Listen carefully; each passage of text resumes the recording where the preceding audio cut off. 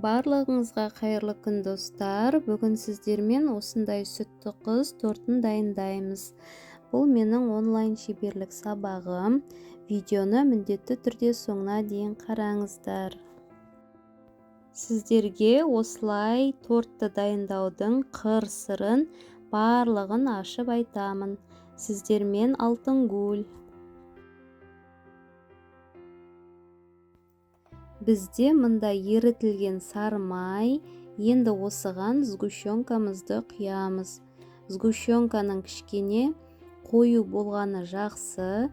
Неғұрлым қою болса, егер сгущенка өте жақсы болып көтеріледі корждарымыз. Кейін осыған 4 жұмыртқамызды қосамыз.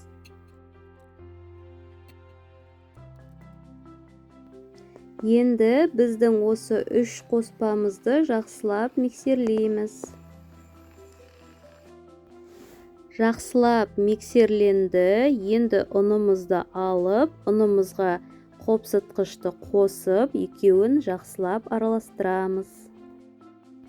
Содан соң ұнымыздың барлығын қосып отырып миксерлейтін боламыз. Ұнды міндетті түрде електен өткізіп алыңыздар.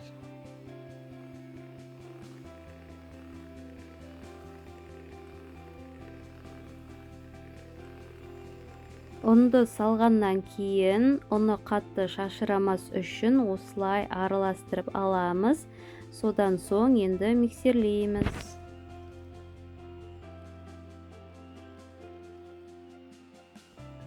Біздің қамырымыз дайын болды. Консистенциясы осындай болуы қажет. Крем сияқты болып шығады осылай. Енді біздің пергамент қағаздарымызды дайындаймыз. Басты нәрсені айта кетейін, пергамент қағазына поклан дегенді алыңыздар. Осындай бумага для выпечки, поклан деген. Егер басқа пергаментті алатын болсаңыздар, онда міндетті түрде қамырыңыз жабысып қалады. Сіздің онда тортыңыз дұрыс шықпай қалады. Шын мәнісінде тек поклан деген жақсы. Пергаментке мен осындай фольганы қолданамын. Фольганы форманың үстіне қойып, осылай корждарға форма шығарып аламыз. Егер сіз пергаментке жасайтын болсаңыздар форманы, онда сіздер ручкамен немесе қарындашпен сызып алсаңыздар болады. Енді қамырымыздан алып 2-3 ас қасықпен салып барлығына жағып шығатын боламыз. Барлық корждарымызды жағып болған соң, шпательдің көмегімен корждардың бетін барлығын тегістеп шығамыз. Корждарымыздың барлығын пісіріп шықтық, жұмсақ болып шығады. Фольгадан немесе пергамент қағазынан оңай алынады. Корждардың жан-жағын мен кесіп аламын, сол кезде мінсіз, әдемі, түзу торт болып шығады. Мен осындай кольцомен кесемін. Егер сіздерде кесуге мүмкіндіктеріңіз болмаса, уақыттарыңызда болмаса, бұл міндетті емес. Форманың диаметрін қарап аламын. Шамамен менде 24 диаметрлік сантиметр. Енді корждарымыз суығанша кремді дайындап аламыз. Ол үшін салқын творожный сырды сахарная пудрамен біркелкі массы болғанша миксерлеп аламыз. Одан соң салқын клегей қосып миксерлейміз. Клегей міндетті түрде 33-35% болуы керек.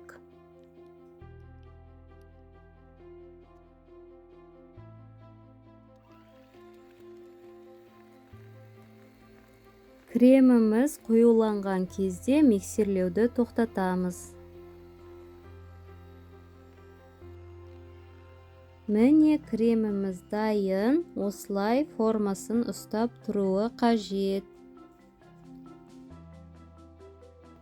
Ал енді тортымызды жинаймыз. Мен осылай кольцода жинайм. Сол кезде тортымыз түзу болып шығады. Егер сіздерде кольцо болмаса, міндетті емес әрине. Ең бірінші коржымыздың астына кішкене крем жағып жіберемін мен осылай. Себебі тортымыз қозғалып кетпес үшін. Корждарды жинағанда пропиткамен жағып шығамын. Себебі пропитка жақсақ тортымыз өте жұмсақ болып шығады. Пропитканың жасалу жолы: суға секерді салып бір қайнатып, кішкене суыған соң пайдалана бересіздер. Коржымызға пропитканы осылай жағамыз.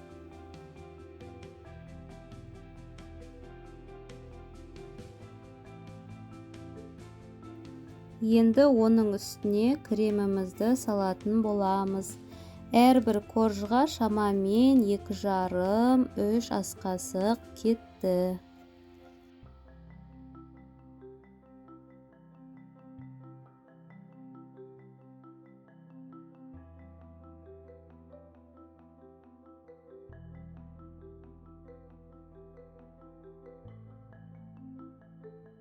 Тортымыз толық жиналды. Енді креміміз жақсы сіңу үшін холодильникке 30 минутқа қалдырып қоямыз. Холодильниктен алған соң кольцоны жайлап шығарып аламыз.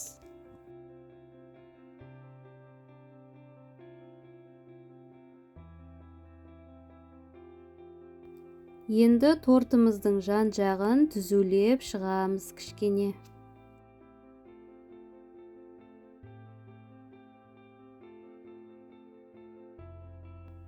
Мен тортымды вафельді крошкамен әсемдейм, яғни вафельді үгітінді. Вафельді крошканың жасалу жолы менің каналымда бар. Ал негізі тортты әсемдеу өздеріңіздің қалауларыңызша.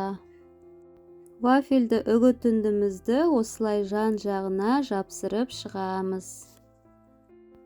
Дайындап көріңіздер, өте дәмді болып шығады. Үй-іштеріңізді қуантыңыздар. Бұл торт шын мәнісінде өте керемет дәмді болып шығады. Дайындап көруге кеңес берем сіздерге. Ешқандай да қиындығы жоқ. Сіздерге сәттілік тілеймін. Мені қолдап, тіркеліп, видеома лайк басып қойыңыздар. Мен өте разы болып қалам және көп рецепттермен бөлісіп отырамын. Қош сау болыңыздар.